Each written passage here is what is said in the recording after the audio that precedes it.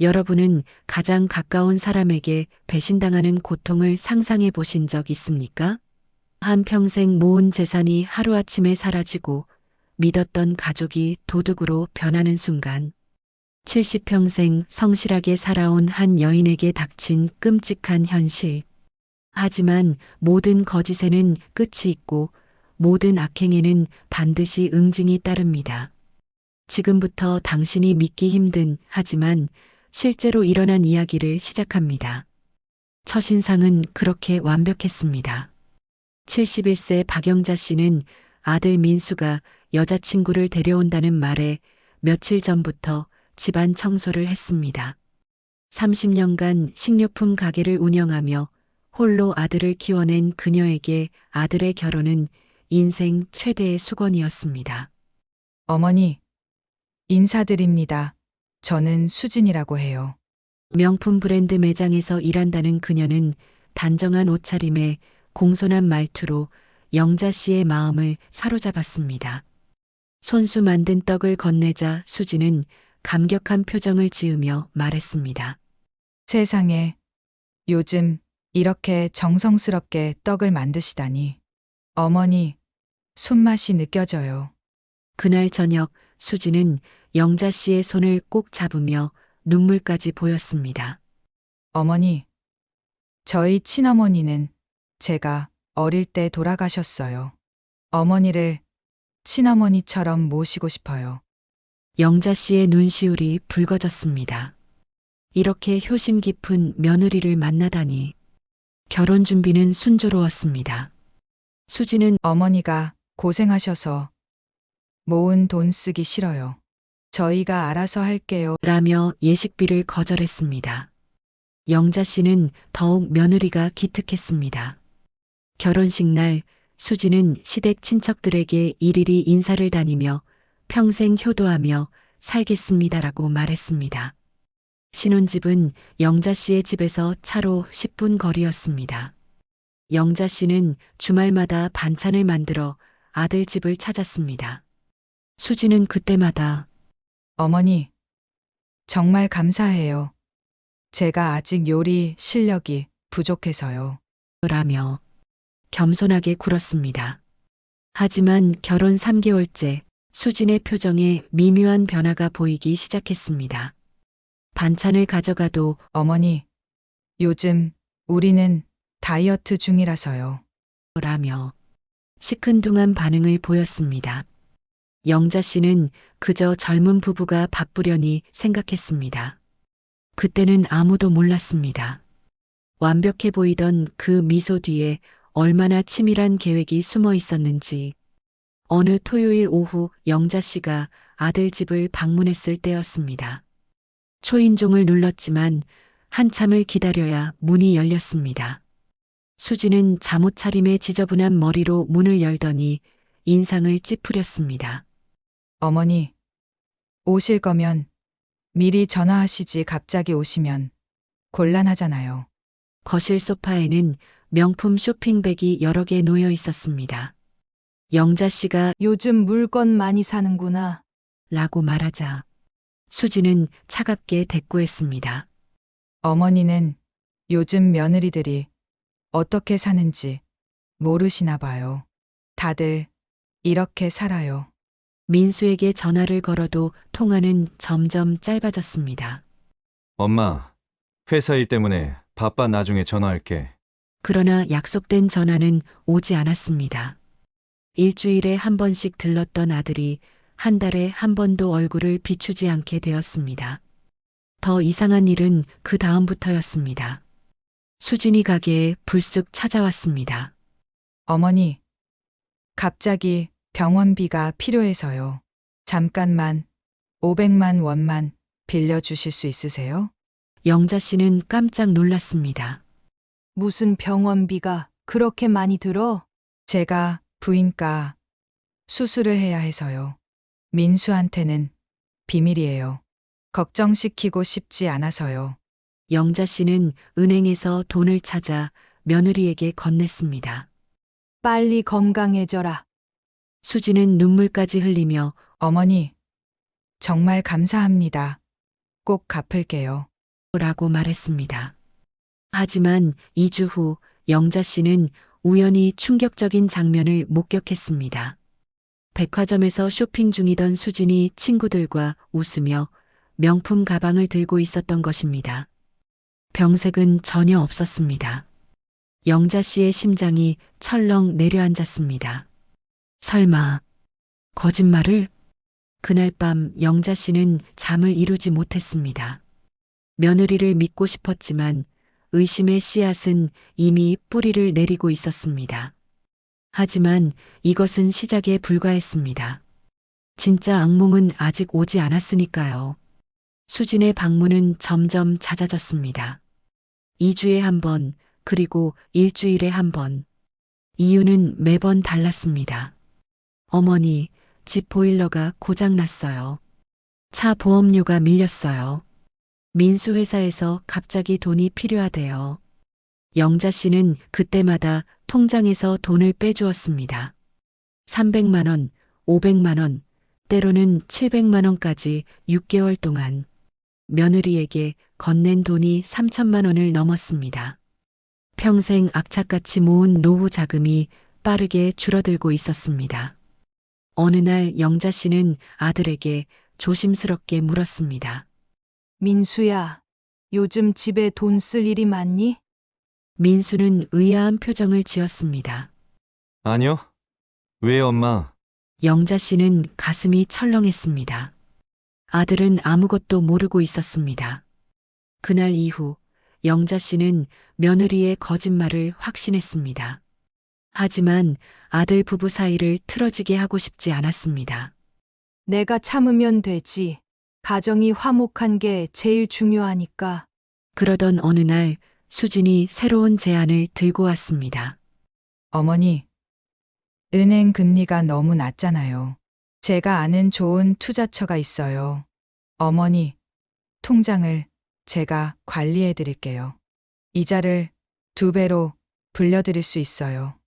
영자 씨는 고개를 저었습니다. 괜찮다.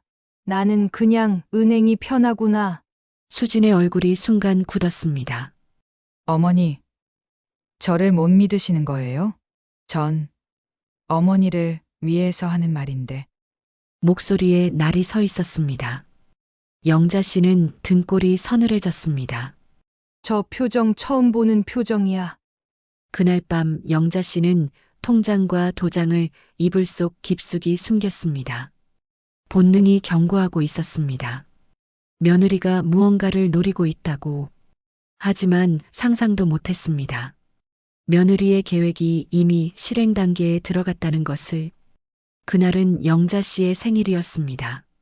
민수 부부가 저녁 식사를 대접하겠다며 영자 씨를 레스토랑으로 초대했습니다. 오랜만에 가족이 함께하는 자리에 영자 씨는 마음이 따뜻해졌습니다. 식사 후 수진이 케이크를 가져왔습니다. 어머니, 생신 축하드려요. 건강하게 오래오래 사세요. 촛불을 끄며 영자 씨는 눈물을 흘렸습니다. 내가 너무 의심만 했나. 역시 착한 며느리야. 집으로 돌아와 소파에 앉았을 때였습니다. 수진이 차 한 잔을 내밀었습니다. 어머니, 제가 특별히 준비한 차예요. 몸에 좋은 한약재를 넣었어요. 영자 씨는 고맙다는 말과 함께 차를 마셨습니다. 30분 후 영자 씨는 이상한 나른함을 느꼈습니다. 눈꺼풀이 무겁게 감겼습니다. 민수야, 엄마 왜 이렇게 졸리지? 그대로 소파에서 깊은 잠에 빠져들었습니다. 다음 날 아침 영자 씨는 소파에서 깨어났습니다. 목과 허리가 뻐근했습니다. 어젯밤에 왜 여기서 잤지? 민수 부부는 이미 출근한 뒤였습니다. 식탁 위에는 쪽지가 있었습니다. 어머니, 편히 쉬다 가세요. 수진. 집으로 돌아온 영자 씨는 문득 불안한 마음에 방으로 향했습니다. 이불 속에 숨겨뒀던 통장과 도장이 있던 자리를 확인했습니다. 순간 숨이 멎었습니다. 사라졌습니다. 통장도 도장도 모두 사라졌습니다. 떨리는 손으로 은행에 전화를 걸었습니다. 잔액 조회 부탁드립니다. 직원의 대답이 돌아왔습니다. 고객님, 어제 오후 4시에 5천만 원이 전액 인출되었습니다. 영자 씨는 바닥에 주저앉았습니다. 70년을 살며 한 번도 느껴보지 못한 공포가 밀려왔습니다. 며느리가 자신의 통장을 훔쳐갔습니다. 그 차에는 수면제가 들어 있었던 것입니다. 영자 씨는 몸을 떨며 울었습니다. 그러나 진짜 충격은 아직 오지 않았습니다. 영자 씨는 떨리는 손으로 아들에게 전화를 걸었습니다. 민수야, 엄마 통장이 5천만 원이 사라졌어. 목소리는 울음으로 떨렸습니다. 민수는 당황한 듯 물었습니다. 뭐라고요? 엄마, 지금 경찰에 신고하셨어요? 그게 아들아. 영자 씨는 차마 며느리를 의심한다는 말을 꺼내지 못했습니다. 1시간 후 민수가 집으로 달려왔습니다. 하지만 그 옆에는 수진도 함께 있었습니다. 어머니, 무슨 일이세요? 수진의 얼굴에는 걱정 가득한 표정이었습니다. 완벽한 연기였습니다. 영자 씨는 떨리는 손으로 며느리를 가리켰습니다. 수진아, 네가 가져갔지? 순간 거실의 공기가 얼어붙었습니다. 수진의 눈에서 눈물이 주르륵 흘러내렸습니다. 어머니, 제가요? 제가 어머니 돈을 훔쳤다고 생각하세요? 목소리는 떨렸고 연기는 완벽했습니다. 민수가 영자 씨를 쳐다봤습니다. 엄마! 지금 무슨 말씀을 하시는 거예요? 수진이가 왜 그런 짓을 해요? 영자 씨는 아들의 눈빛에서 실망을 읽었습니다. 아들아, 엄마는 정말... 어머니, 혹시 치매 증상이 시작되신 건 아닐까요? 수진이 조심스럽게 말했습니다. 요즘 어머니가 같은 말씀을 반복하시고 물건도 자꾸 잃어버리신다고 민수 씨한테 들었어요. 거짓말이었습니다. 하지만 민수는 고개를 끄덕였습니다. 엄마, 우리 병원 한번 가보는 게 어떨까요? 아들의 제안에 영자 씨는 말문이 막혔습니다. 아들이 자신이 아닌 며느리를 믿고 있었습니다. 수진은 영자 씨의 손을 잡으며 말했습니다. 어머니, 제가 모시고 갈게요. 걱정하지 마세요. 그 손길에서 영자 씨는 얼음장 같은 냉기를 느꼈습니다. 수진의 입꼬리가 살짝 올라갔습니다. 아들이 보지 못하는 각도에서 영자 씨는 그제야 깨달았습니다. 자신은 완벽한 함정에 빠졌다는 것을, 그리고 가장 아픈 것은 아들마저 며느리의 편이 되었다는 사실이었습니다. 그날 이후 영자 씨의 삶은 지옥으로 변했습니다. 민수는 어머니를 정신과에 데려갔고 의사는 초기 치매 가능성을 언급했습니다. 수진이 미리 의사에게 시어머니가 망상 증세를 보인다고 귀띔했기 때문입니다. 엄마, 당분간 우리 집에서 지내세요. 제가 케어하는 게 나을 것 같아요. 민수의 말에 영자 씨는 거절할 수 없었습니다. 아들 집에 들어가는 것은 감옥에 들어가는 것과 같았습니다. 낮에 민수가 출근하면 수진의 본색이 드러났습니다. 어머니, 이제 누가 누구 말을 믿을 것 같으세요? 냉소적인 웃음이었습니다. 경찰에 신고하시든지 해보세요. 치매 노인의 망상으로 처리될 테니까요. 영자 씨는 식사조차 제대로 할 수 없었습니다. 수진은 상한 음식을 주거나 아예 끼니를 거르게 했습니다. 어머니, 치매 환자는 식욕이 없는 게 정상이래요. 민수에게는 그렇게 설명했습니다. 영자 씨는 몰래 경찰서에 신고하려 했습니다. 하지만 수진은 이미 모든 준비를 마쳤습니다. 어머니, 휴대폰은 제가 관리해 드릴게요. 요즘 치매 환자들이 보이스피싱 피해를 많이 당한대요. 휴대폰마저 빼앗겼습니다. 창문 밖을 바라보며 영자 씨는 눈물을 흘렸습니다. 70평생 정직하게 살아왔는데 왜 이런 일을 당해야 하는가?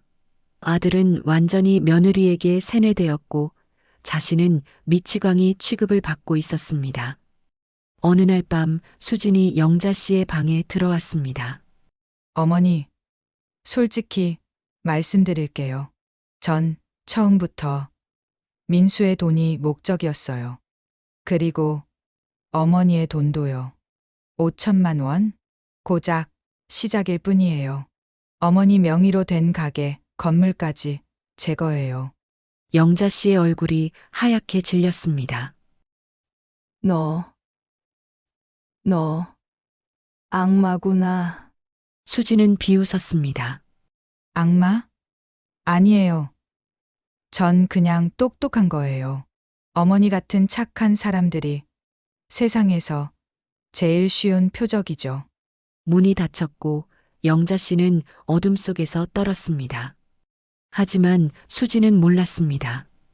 악마에게도 반드시 심판의 날이 온다는 것을. 영자 씨는 거의 포기 상태였습니다. 하지만 운명은 예상치 못한 곳에서 손을 내밀었습니다. 민수의 대학 동창 재호가 오랜만에 집을 방문한 날이었습니다. 형님, 오랜만이에요. 재호는 밝은 표정으로 인사했습니다. 수지는 재호를 탐탁지 않게 여겼지만 남편 앞이라 티를 내지 않았습니다. 저녁 식사 후 재호는 화장실에 가던 중 영자 씨의 방 앞을 지나쳤습니다. 그때 방 안에서 작은 흐느낌 소리가 들렸습니다. 재호는 문을 조심스럽게 두드렸습니다. 어머니, 괜찮으세요? 영자 씨는 눈물을 닦으며 문을 열었습니다. 아, 재호구나. 괜찮단다. 하지만 재호는 이상함을 느꼈습니다. 어머니의 얼굴은 헬쑥했고 방 안은 너무 추웠습니다. 어머니, 혹시 무슨 일 있으세요? 영자 씨는 고개를 저었지만 재호의 진심 어린 눈빛에 결국 조심스럽게 입을 열었습니다. 재호야, 사실은 영자 씨는 며느리에게 당한 일들을 조심스럽게 털어놓았습니다. 재호의 표정이 점점 굳어졌습니다. 어머니, 증거가 있으세요? 영자 씨는 고개를 저었습니다. 다들 내가 치매라고 믿고 있어. 재호는 생각에 잠겼습니다. 형님이 저렇게 착한 사람인데, 며느리가 정말?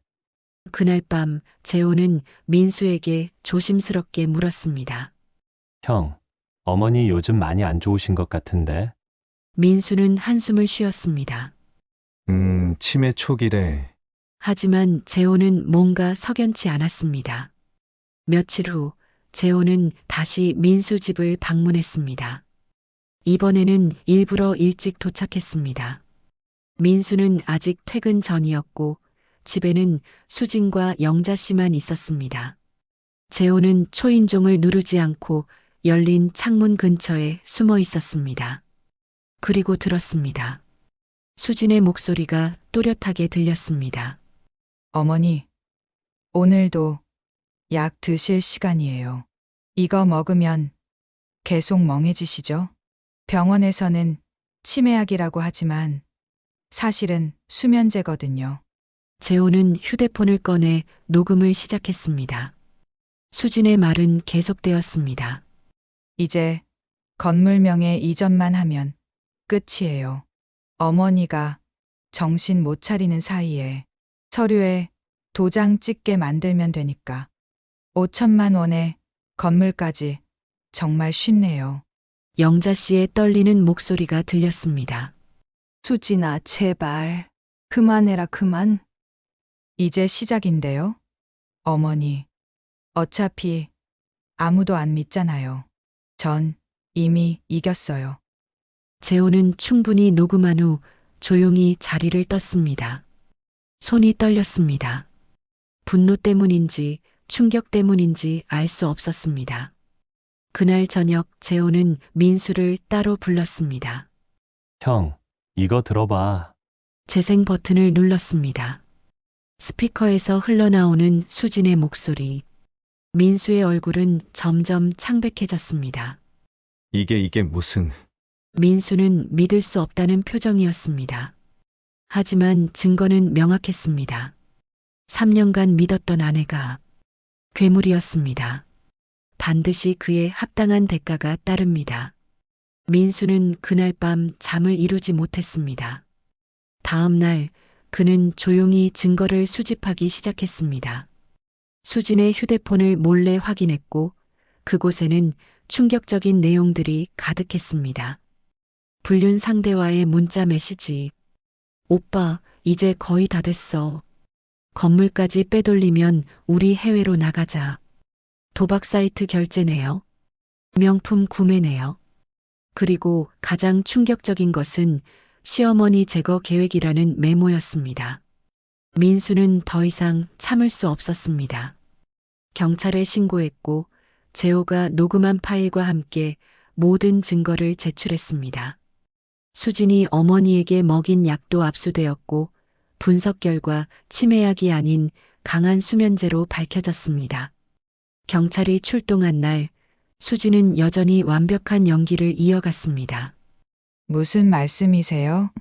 저는 그저 시어머니를 돌보고 있었을 뿐인데요. 하지만 경찰이 녹음 파일을 재생하자 수진의 얼굴이 하얗게 질렸습니다. 이건 조작이에요. 누가 저를 모함하려고. 발악했지만 소용없었습니다. 은행 CCTV에는 수진이 영자 씨의 통장으로 5천만 원을 인출하는 장면이 고스란히 담겨 있었습니다.